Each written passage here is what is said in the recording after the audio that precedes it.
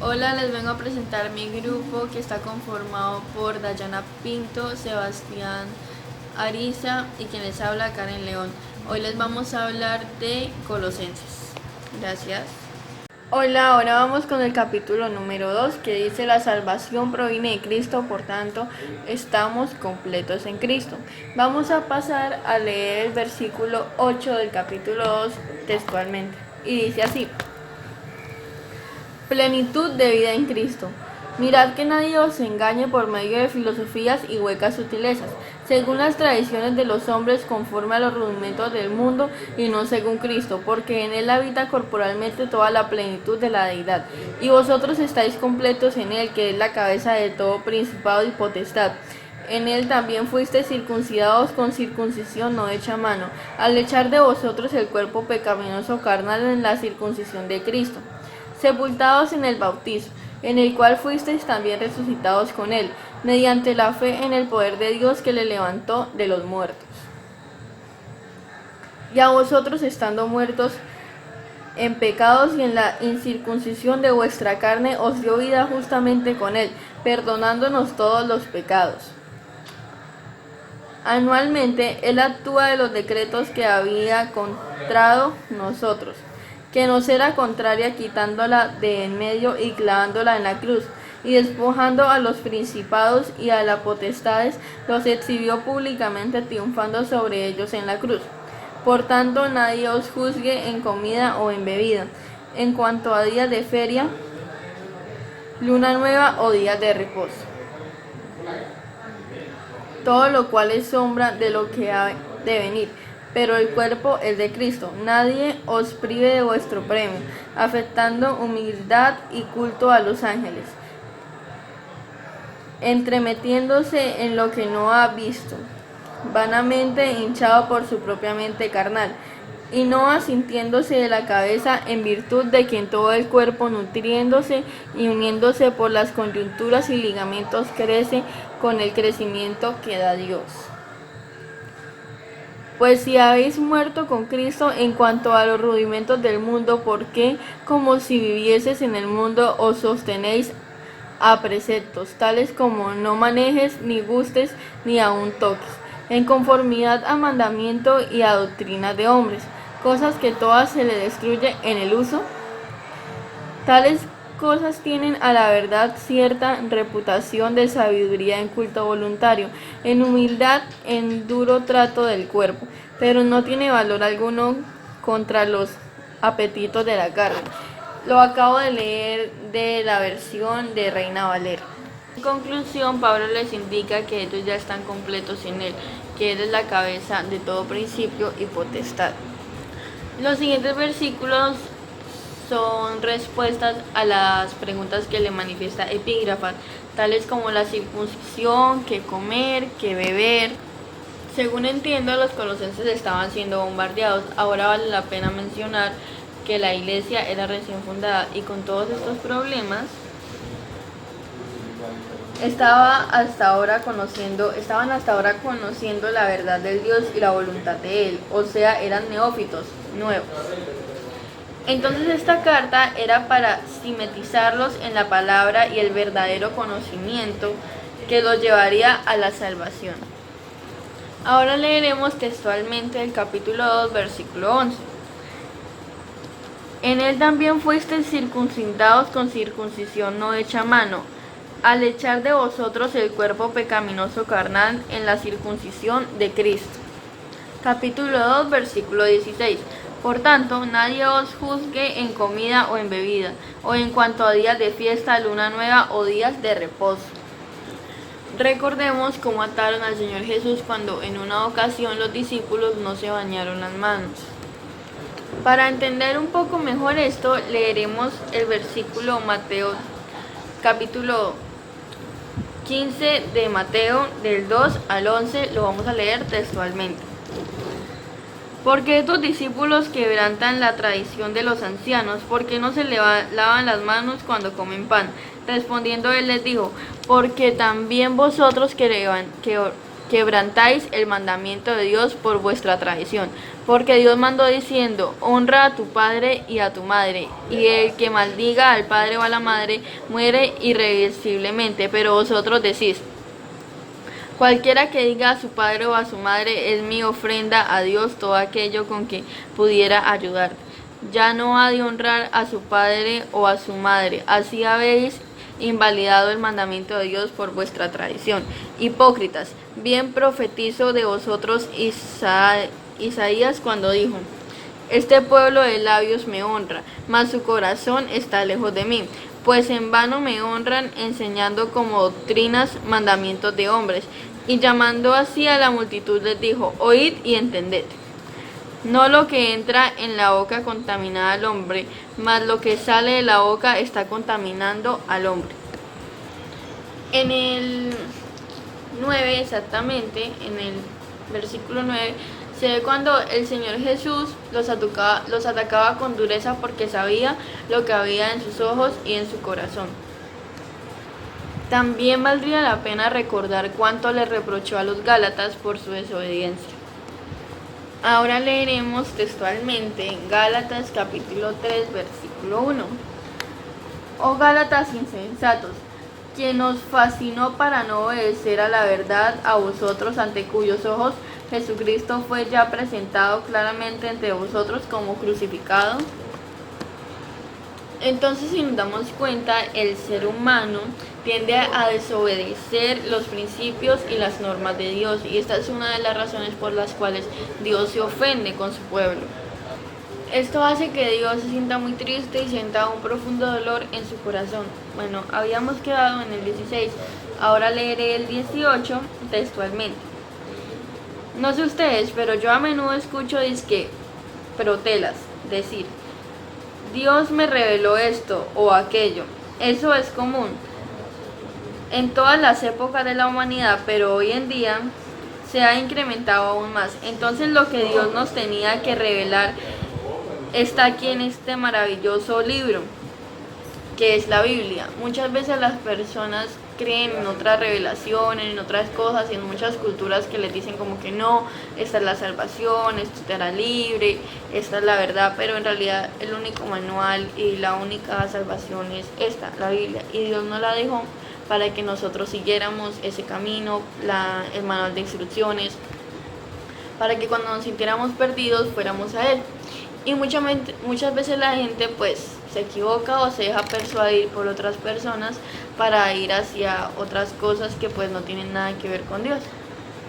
Si seguimos leyendo nos damos cuenta que Pablo le dice que no se vayan a dejar llevar por esos mandamientos que nada más los desvían de los verdaderos mandamientos de Dios.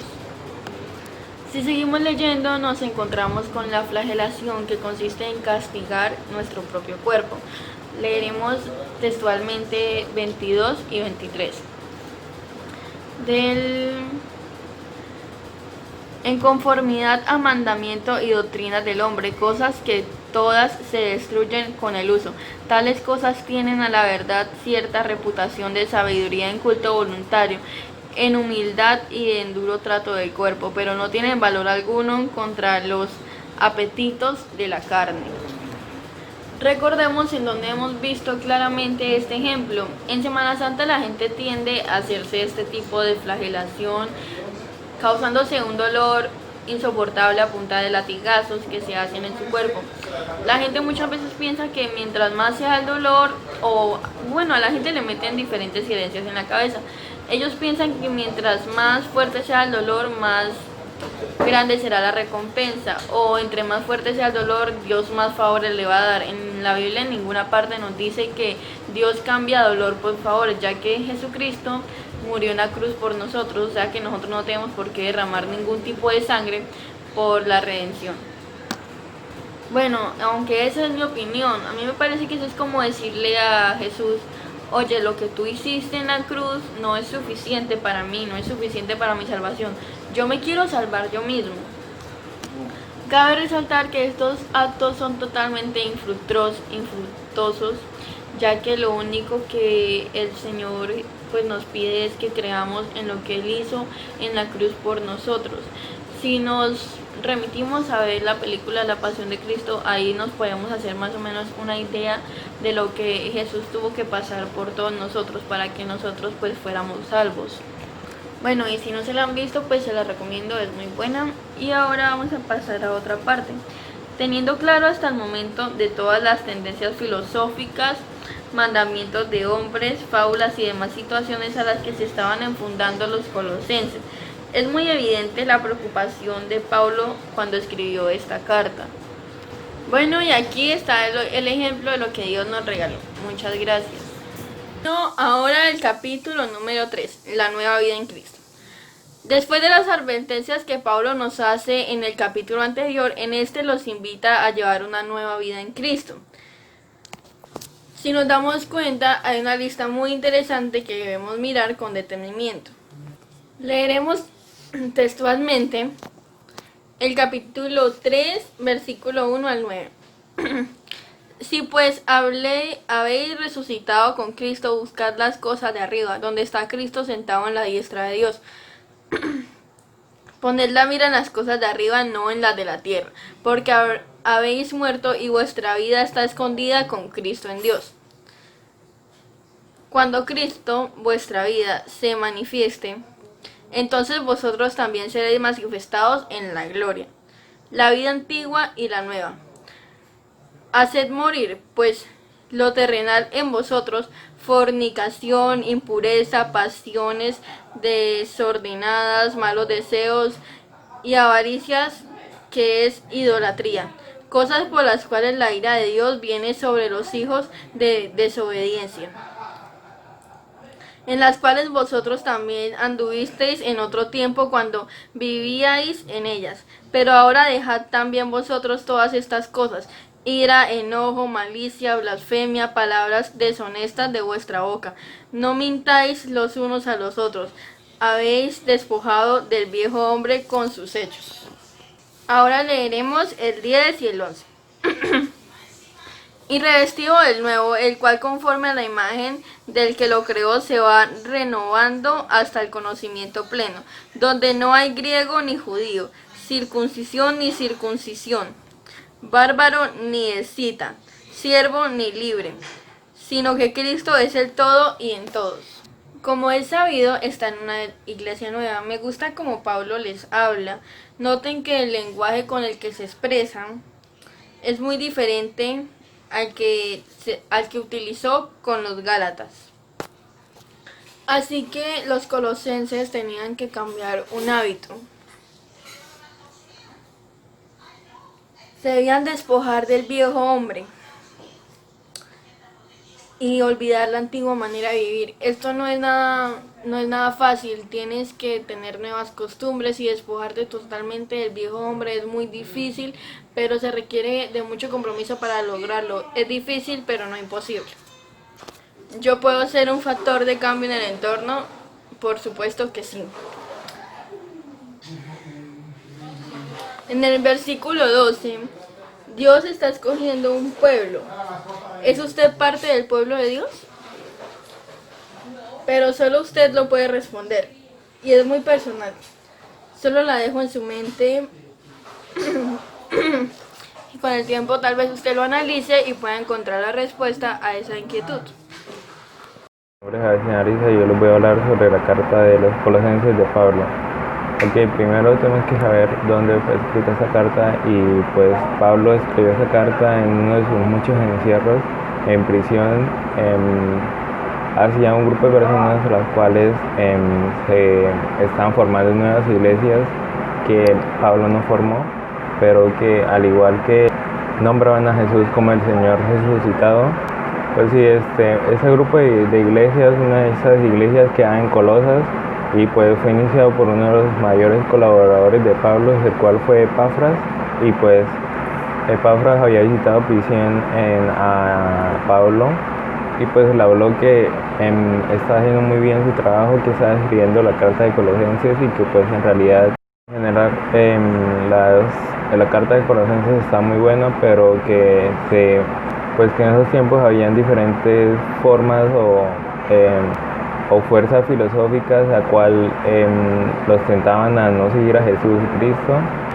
Y pues básicamente Pablo le escribió la carta a los colosenses para que escucharan a Epafras y siguieran un camino siguiendo a Jesucristo y pues guiarlos a una mayor devoción de Jesús. De Pablo, el proyecto inicial se enfoca en Jesús como el Mesías exaltado, y pues que básicamente él estaba en la cárcel porque pues su encierro era en base a Jesús, al Jesús exaltado, y invita a los colosenses para que le den algún tipo de espalda, o le den la espalda totalmente a los tipos de pensamiento que ellos creían o veían más factibles que al seguimiento de Jesús. Y pues básicamente habla de que una nueva manera de vivir, la cual la resurrección de Jesús ha abierto para Pablo en esos tiempos en los que él estaba prisionero. Entonces, en el principio de la carta, Pablo les da un mensaje de agradecimiento hacia los colosenses por mantenerse fieles a Jesús y por tenerle fe y amor a la nueva esperanza que Jesús tiene preparada para los colosenses. Y pues bueno, sigue orando para que les siga dando sabiduría y entendimiento acerca de Jesús. Y entonces en el capítulo 1 nos narra o nos cuenta un poema para que específicamente sigamos el modelo de Jesús.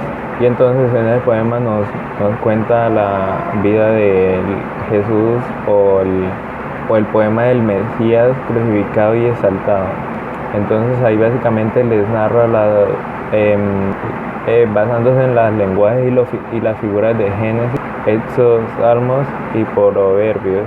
Entonces también les cuenta cómo Jesús es como la reencarnación o la imagen que Dios nos envió para que todo el carácter y el propósito que Dios sean recargados en un ser humano.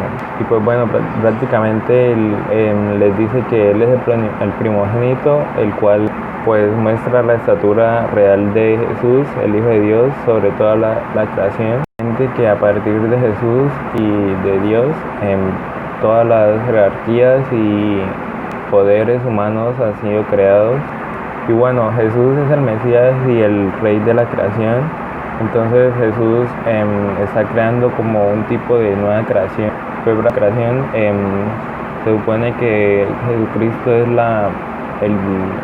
que Jesucristo somos todos nosotros, pues que prácticamente en Él mora la presencia de Dios, es el templo de Dios, que es el templo que Dios mandó a la tierra para hacernos ver o abrirnos los ojos sobre lo que realmente Dios es.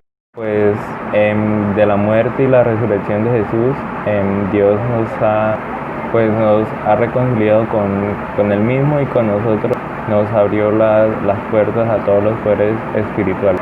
Y entonces, a partir de esa carta, Pablo nos cuenta que pues él está siendo juzgado por decir que Jesús es el creador el progenitor de Dios, y pues Él es nuestra única comunicación o nuestro rey, y que pues prácticamente Él vino acá para abrirnos las puertas hacia todo lo que Dios nos quiere dar. Hola, mi nombre es Argenita Yana Osorio Pinto, estudiante del Colegio El Castillo, la jornada en la mañana. Bueno, les voy a hablar sobre Colosenses capítulo 2, donde nos habla que Cristo es la respuesta para la filosofía. Luego en el versículo 16 al 23 encontramos que Cristo es la respuesta para los ritos. ¿Qué son los ritos? Actos ceremoniales o religiosos. La respuesta a la filosofía es para la mente y la respuesta para los ritos es el corazón. En los versículos del 4 al 7 de este capítulo se habla sobre las palabras persuasivas. En los versículos del 8 al 13 sobre la filosofía. En los versículos del 14 al 17 se habla sobre el legalismo. ¿Qué es el legalismo? Es la tendencia o actitud de quien antepone a toda la aplicación estricta de las leyes. En los versículos 18 y 19 se habla sobre el misticismo, que es el contacto del alma con la divinidad. En los versículos del 20 al 23 se habla sobre el ascetismo, que es la renuncia a placeres materiales con el fin de adquirir unos hábitos que conduzcan a la percepción de la moral y la espiritual. Bueno, yo considero que la relación que tiene el capítulo 2 de Colosenses con la actualidad es sobre el virus COVID-19, ya que las personas se ven afectadas económicamente y en la salud, y es ahí donde empiezan a buscar de Dios, dejando lo mundano, renunciando a los placeres, para así cumplir con los mandamientos de Dios, ya que temen el fin del mundo. Entonces es ahora donde las personas tienen que tocar fondo o tienen que pasar algo para que ellas busquen de Dios o deseen cumplir los mandamientos.